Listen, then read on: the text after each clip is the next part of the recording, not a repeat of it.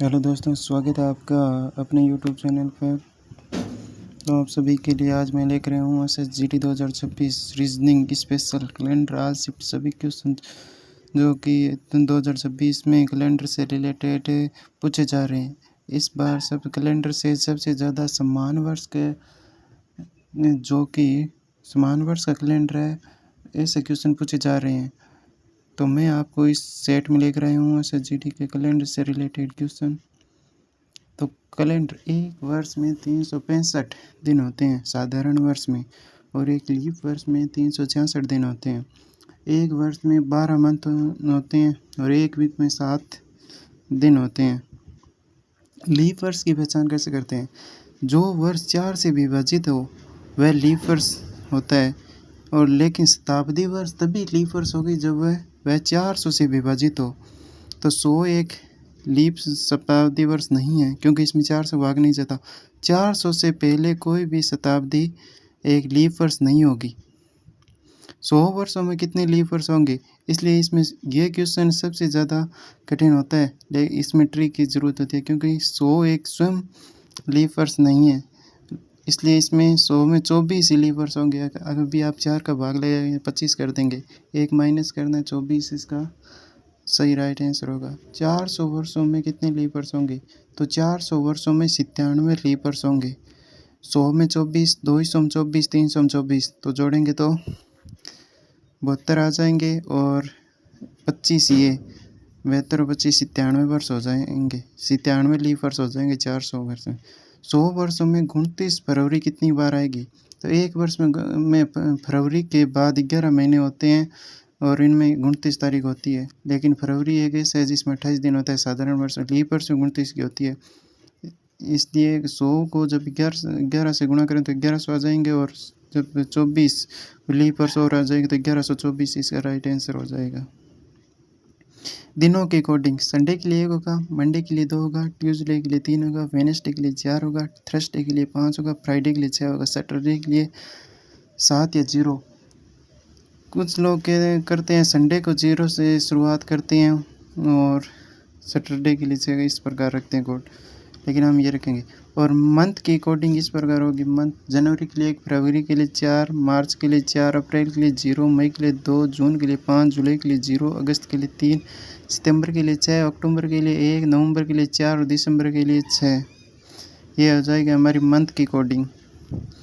इसके सरल भाषा में याद करने के लिए आप 144, 025, 036, 146 प्रकार के ट्रिक से याद कर सकते हैं। ये मुझे ये आसान लगी इसलिए मैंने ये ट्रिक अपनाई है।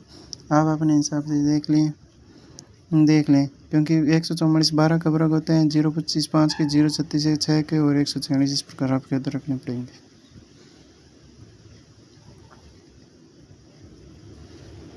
ये होगी हमारी मंथ की कोडिंग। इसी कैलेंडर ये सबसे इस बार पूछा जा रहा है SSGD में समान वर्ष निकालने के लिए। अगर सेंस पल 1 आए 4, जब किसी वर्ष को विभाजित करने पर 4 से सेंस पल अगर 1 आए तो 6 वर्ष जोड़ेंगे, अगर सेंस पल 2 या 3 आए तो 11 वर्ष जोड़ेंगे, सेंस पल अगर 0 आए तो 28 वर्ष जोड़ देंगे। वही हमारा वो समान कैलेंडर हो जाएगा। ये आपको याद कर लेना है। इस बार ये इससे एक क्वेश्चन आपका सही राइट हो जाएगा। उदाहरण के लिए वर्ष 2010 के समान वर्ष का कैलेंडर, जब 10 में 4 का भाग लगाएंगे तो 2 सेंसपल बचेंगे, और अभी मैंने बताया कि 2 या 3 सेंसपल बचे तो 11 वर्ष जोड़ देंगे। तो 2010 में जब 11 वर्ष जोड़ेंगे 2010 और 2021 का वर्ष का समान कैलेंडर होगा।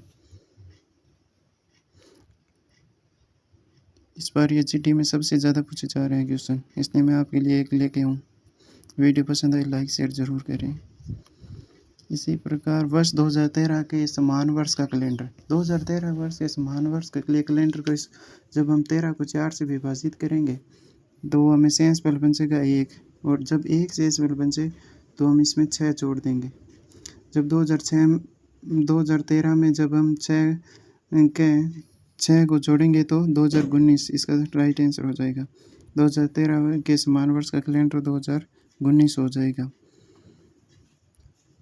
उदाहरण नंबर 3, वर्ष 2020 के समान वर्ष का कैलेंडर, जब 20 को हम 4 से डिवाइड करें 0 सेंस पल बचे, और जब 0 से बचे तो मैंने बताया कि उसी वर्ष में जब 28 जोड़ देंगे तो समान वर्ष का कैलेंडर मिलेगा। जब 2020 में 28 वर्ष जोड़ेंगे तो 2048 आएगा। कैलेंडर सूत्र: दिनांक, एक, महीना, वर्ष कोड, शताब्दी कोड, कुल योग, फिर उसको 7 से भाग देंगे। जो से अंशफल बचेगा वही दिन होगा।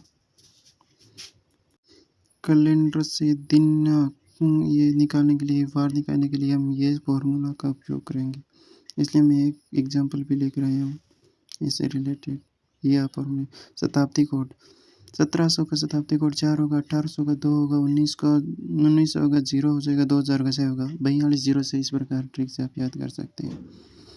ये शताब्दी कोड आपको दिनों, महीनों और शताब्दी कोड, ये कोड याद रखने होंगे, तभी कैलेंडर का क्वेश्चन राइट होगा।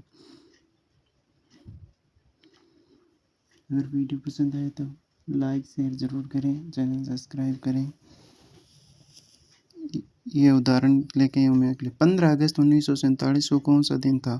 तो 15 अगस्त, दिनांक 15 होगी, अगस्त का कोड होता है 2 और वर्ष का कोड वर्ष 47 वर्ष है।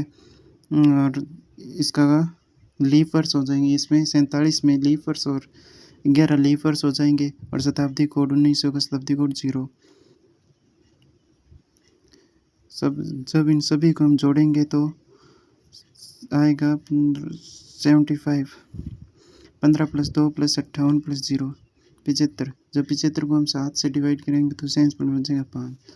और अब तभी याद कर, ये क्वेश्चन सही कर पाएंगे जब आपको दिनों के अकॉर्डिंग याद हो।